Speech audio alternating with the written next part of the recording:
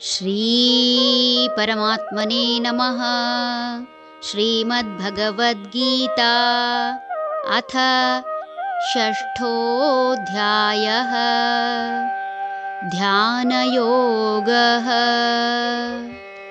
M ಸನ್ಯಾಸಮಿತಿ ಪ್ರಾಹುಃ ಯೋಗಂ ತಂ ವಿದ್ಧಿ ಪಾಂಡವ.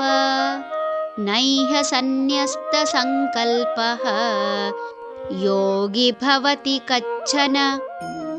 ಎಲೈ ಪಾಂಡವನೇ, ಯಾವುದನ್ನು ಸನ್ಯಾಸವೆಂದು ಕರೆಯುತ್ತಾರೋ ಅದನ್ನೇ ಯೋಗವೆಂದು ತಿಳಿ. ಏಕೆಂದರೆ ಸಂಕಲ್ಪವನ್ನು ತ್ಯಾಗ ಮಾಡದೆ ಯಾವನೂ ಯೋಗಿಯಾಗಲಾರ. ಸನ್ಯಾಸವೇ ಯೋಗ ಎಂಬುದರ ಮೂಲಕ ಯೋಗಿ ಹಾಗೂ ಸನ್ಯಾಸಿಯಲ್ಲಿರುವ ಸಾಮ್ಯತೆಯನ್ನು ಭಗವಂತ ಹೇಳುತ್ತಿದ್ದಾನೆ. ಯಾವುದೇ ಉದ್ದೇಶ ಇಟ್ಟುಕೊಂಡು ಕೆಲಸ ಮಾಡಿದರೆ ಆತ ಯೋಗಿಯೂ ಅಲ್ಲ, ಸನ್ಯಾಸಿಯೂ ಅಲ್ಲ.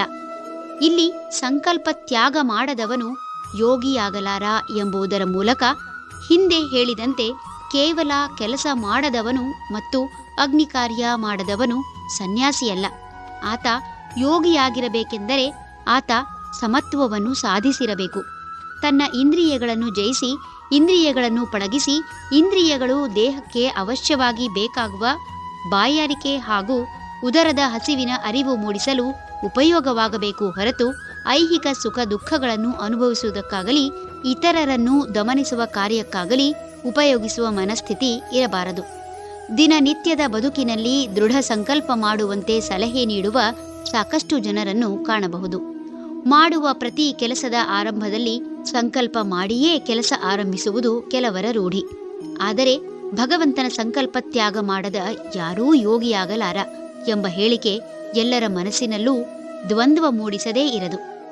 ಮಾಡುವ ಕೆಲಸಕ್ಕಾಗಲಿ, ತನ್ನಲ್ಲಿ ಅಥವಾ ತನ್ನ ಜೀವನದಲ್ಲಿ ಬದಲಾವಣೆ ತಂದುಕೊಳ್ಳುವ ವಿಷಯಕ್ಕಾಗಲಿ ಅಥವಾ ಮೋಕ್ಷದ ಮಾರ್ಗಕ್ಕಾಗಲಿ ಸಂಕಲ್ಪ ಮಾಡಿದರೆ ತಪ್ಪಲ್ಲ.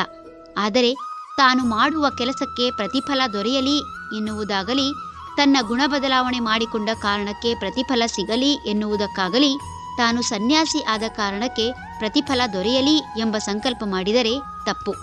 ಹೀಗೆ ಪ್ರತಿಫಲಕ್ಕಾಗಿ ಮಾಡುವ ಸಂಕಲ್ಪ ಬಿಡದಿದ್ದರೆ ಆತ ಯೋಗಿಯೂ ಅಲ್ಲ, ಸನ್ಯಾಸಿಯೂ ಅಲ್ಲ. ಹರಿ ಓಂ.